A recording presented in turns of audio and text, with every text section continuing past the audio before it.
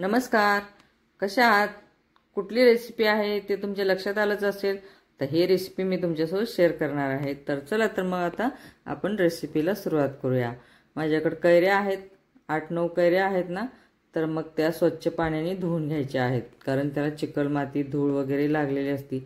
कारण लोणचं घालायचं म्हटलं ना, त्याची खूप काळजीपूर्वक घातलं पाहिजे। तर चला तर आता ह्या कैऱ्या मी धुवून स्वच्छ घेतलेल्या आहेत। कोरड्या कपड्याने आता ह्या पुसून घेणार आहे, कारण पाण्याचा अंश थोडा सुद्धा नको आहे कैरीला।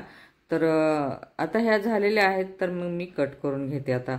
कारण कोळी सगट मी घेणार नाही, कारण मी रेसिपीसाठी म्हणून मी थोडंसं अशा जे रेडीमेड लोणचं मिळतं ना, तशा पद्धतीनं मी घालणार आहे।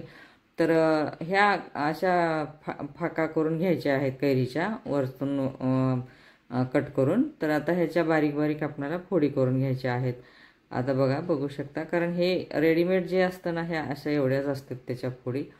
तर कसं लोणचं मी बनवते ते बघून तुम्ही मला कमेंटमध्ये सांगा की नक्की माझं लोणचं छान झालेलं आहे की नाही।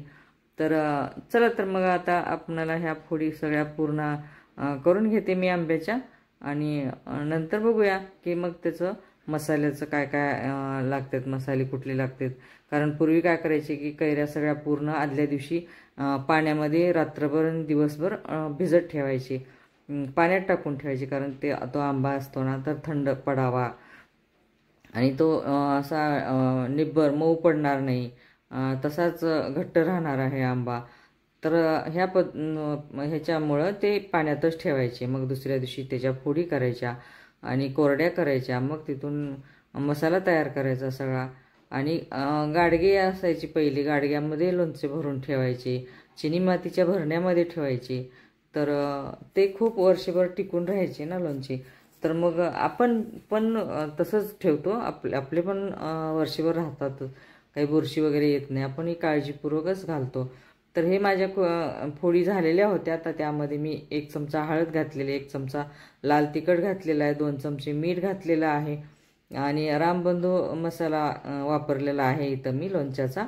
तर हे अशा पद्धतीनं मी कैरीचं लोणचं बनवलेलं आहे, आणि मी भरपूर पण घालते, जवळजवळ 100 कैऱ्याचं पण लोणचं मी बनवते। पण मी हे रेसिपीसाठी मी थोड्याच कैरीचं लोणचं बनवलेलं आहे, कारण मसाला सगळा मिक्स करून घेतलेला आहे। आता आपल्याला तेल गरम करून घ्यायचं आहे। खरं तर आपल्याला तेलामध्ये मोहरी टाकायचीच नव्हती, कारण डाळ टाकलेली आहे ना मोहरीची, तर ते तेल कडकडीत गरम झाले का हे बघण्यासाठी मी मोहरी तेलामध्ये टाकलेली आहे। आता लसूण जे आहे ना, तर मी लसूण कच्चाच टाकते। आता ते तेल जे थंड झाल्यानंतरच मग हे लोणच्यामध्ये आपल्याला तेल ओतून घ्यायचं आहे। आता झालेलं आहे तेल आपलं थंड, तर हे, आणि लसूण पण माझा कच्चाच आहे, तेलामध्येच टाकले मी।